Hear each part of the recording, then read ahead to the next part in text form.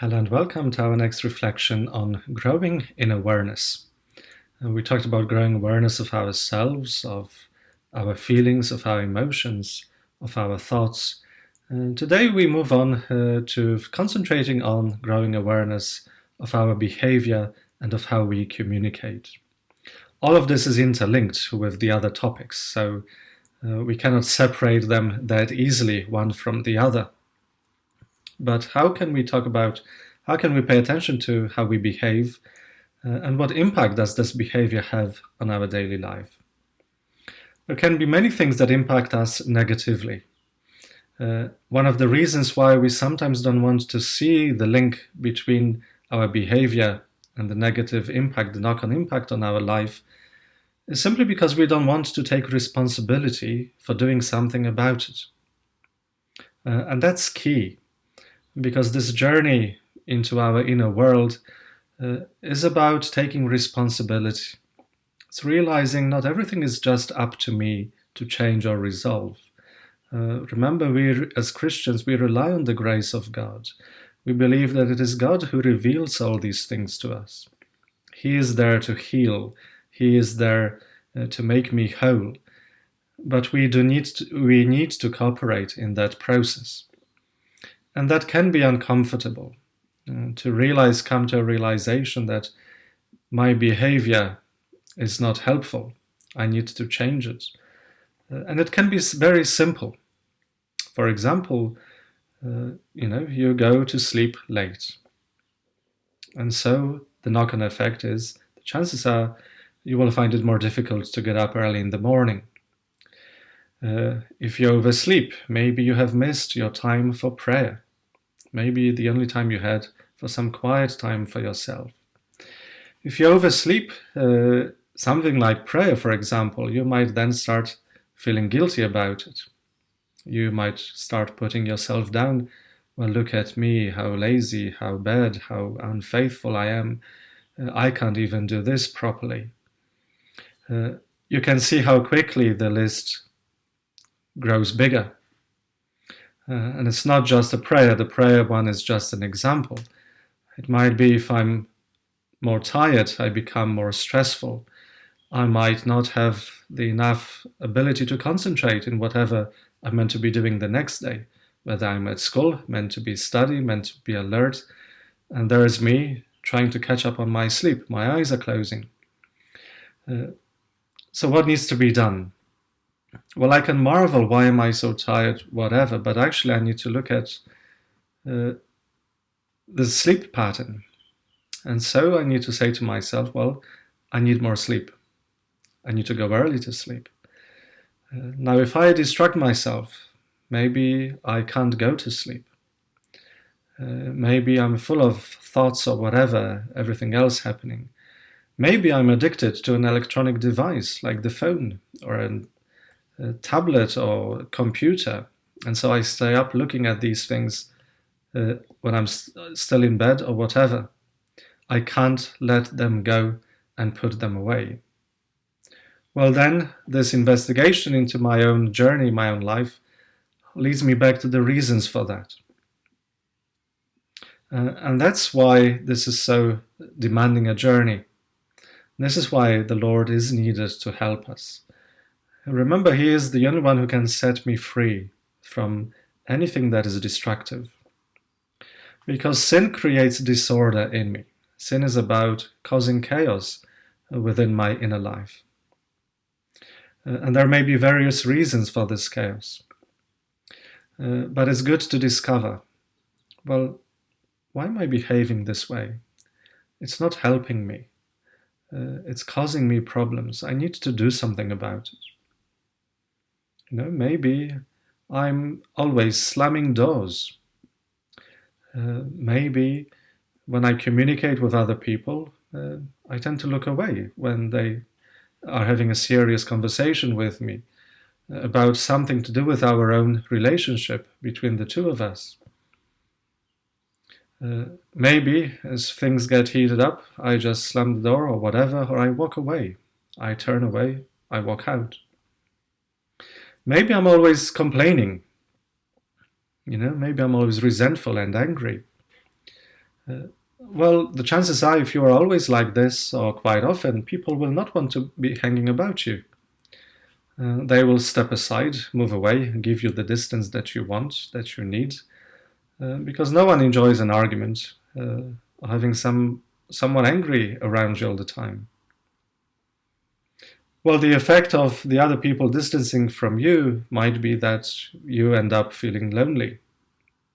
You might actually fuel the anger and the resentment and everything else, and then blame others for your loneliness. There are so many destructive behaviors, whether it's going to sleep late that will affect the next day, uh, whether it's harboring that anger, not knowing really what to do with it, and expressing it in destructive ways through aggression, through passive aggressive behavior, and the list can be quite long. The point is, the more I grow in awareness of myself, then I can actually realize that there is hope for me. I can change. It's never too late. And please don't fall for any excuse that you might put here at this moment, saying, well, this is how I was brought up, or this is what I know from when I was that high, and now, I'm this age, and oh, it's too late, it's too difficult, why bother? I'm all right, Age is just a number. Age means absolutely nothing. We are talking about God's grace within you. God's grace is at work irrespective of your age. And presumably, as the saying goes, the older you get, the wiser you become. And therefore, more grace, more holiness. There should be more hope, more faith, not the other way around, simply allowing ourselves to stay as we are. Because if we have made it, if this is it, and there's no more change for me, then essentially what we're saying is we are ready for the next world. I might as well put over my doors, a sign RIP.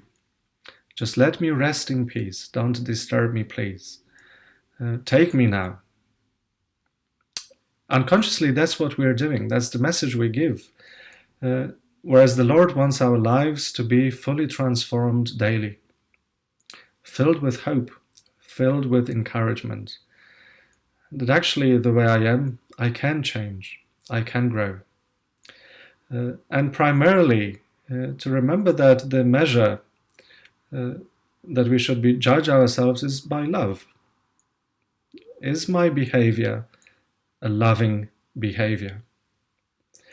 Is the way I communicate a loving way of communicating? Because God is love, and so if our journey ultimately is to become more like God, then I need to grow in communicating, in behaving in a loving way. And that's what we're asked to do. So to become aware of all the destructive patterns maybe I have picked up. Some of them we have picked up from when we were children, and we still hold on to them. And to realize, well, it's taking me so many years to learn this. I shouldn't expect a miracle, instantaneous change overnight and go in the other direction. The chances are when I will discover something I want to change and I'll start working on this, I will slip back, I will fall. But that's okay. That's part of our journey. The main point is, I know where I'm going. I know the direction. And the good news is the Lord has revealed to me what needs changing within me. And the more we grow closer to the Lord, the more He will reveal to us. And that's the learning, that's the teaching of the saints. The more they got closer to the Lord, they realized the disorder in so many ways that was present within them. And so at the same time as they were filled more with love, more with that likeness of God, and they also realized the opposite was also true. And that's the mystery that we go through, that we enter more deeply into. And the more we listen, the more we become aware, the more we enter into that mystery. The more loving we become, the closer to God we are, the more we discover about ourselves. You know, how we convey our messages in a conversation, the tone of voice that we use, the words that we choose to use. Ask yourself simply this: am I doing this out of love? Is this conversation out of love? Or maybe am I trying to manipulate other people? Some people use words, very beautiful words, but not in order to build up, but to manipulate so that they get their own way. Some people use all sorts of language just to confuse you, to confuse the other. So it's important to make love, make God's love, the standard, the mirror into which we need to look to in order to discover more about ourselves. So don't give up on this journey. Don't give up and don't be put off by your failings along the way. Simply start again, and in the spirit of St. Francis, Lord, help me once again, because up to now I have done little good. And that's the spirit that will keep us going on this journey of greater discovery, of continued conversion. Just to link this all together, remember this is a spiritual journey. So enjoy it today, and may God bless you in your own discovery as you continue to grow closer to the Lord. God bless.